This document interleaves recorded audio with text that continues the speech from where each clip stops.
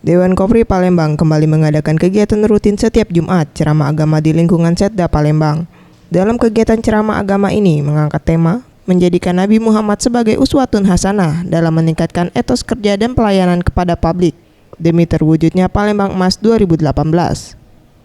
Menurut Suripto, Sekretaris Dewan Pengurus Kopri Kota Palembang, jajaran Kopri akan berusaha meneladani sikap tindak tanduk Nabi Muhammad. Semoga di dalam menjalankan tugas terjalin kerjasama, kerukunan, peningkatan etos kerja, sekaligus menyongsong menyukseskan program pemerintah 2018. Acara Maulid Nabi. Jadi intinya jajaran Kopri akan berusaha meneladani sikap tindak tanduk daripada Nabi Muhammad SAW.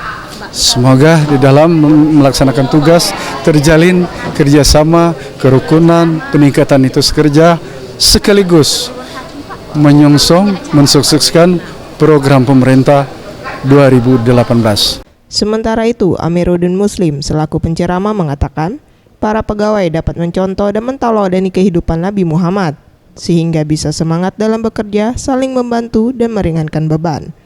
Pemerintah kota mengadakan peringatan Maulid ya untuk membina silaturahmi di antara pegawai dan sedikit tentang sharing tentang kepribadian, akhlak yang dimiliki oleh beliau dalam kehidupan sehari-hari supaya para pegawai ini semangat di dalam bekerja ya, saling bantu dan saling meringankan beban, dan yang paling penting adalah untuk sama-sama dapat mencontoh, mentauladani kehidupan Nabi kita ya. Mega Dwi Handayani, Ferry Jatinugroho, Sriwijaya TV.